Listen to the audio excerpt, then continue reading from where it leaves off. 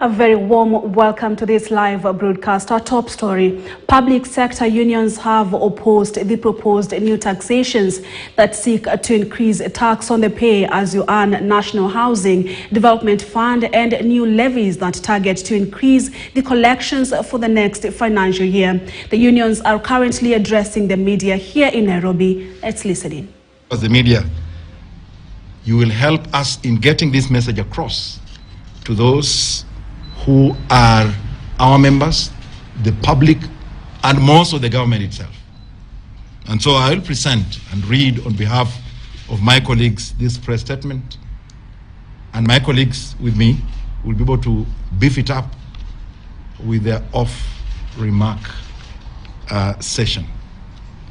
This is a press statement by the public service sector unions. It is dated 7th of May 2023. And it is headlined "Over Taxation of Public Servants in Kenya."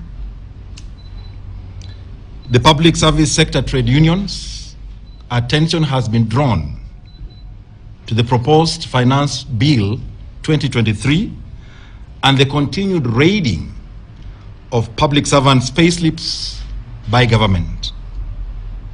The tax authorities continue to overburden the workers in the public sector whose salaries are deducted at source while doing very little to net those employed in the private sector. This overtaxation is going on unabated despite the fact that an employee's salary is protected by law and that any deduction thereto can only be done by mutual consent or through negotiation by the workers' representatives. A typical pay slip of a public worker will have inter alia the following statutory deductions: NSSF, NHIF, payee, housing fund levy. These are just a few among the many statutory deductions that these workers are being subjected to. The housing fund levy, which was purported to be voluntary, is now mandatory.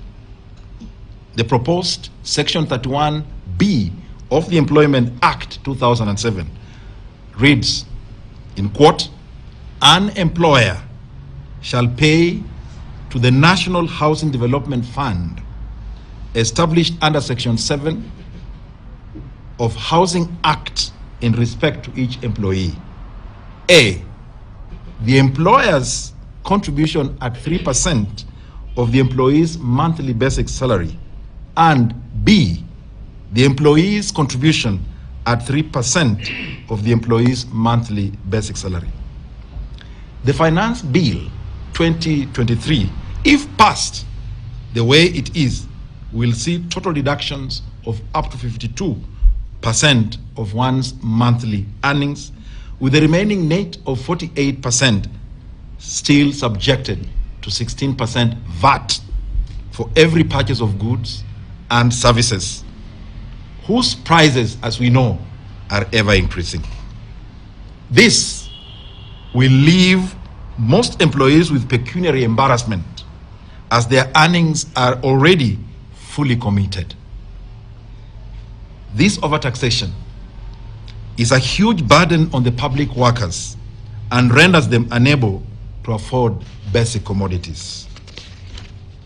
The high cost of living makes a public service employee a slave who cannot afford a decent life.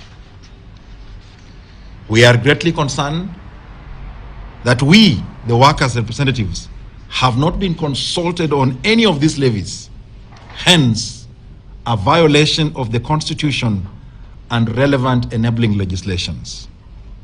In view of the above, we make the following demands. That one, Parliament rejects the proposed amendments in the Finance Bill 2023. Two, that the government reduces taxes imposed on workers.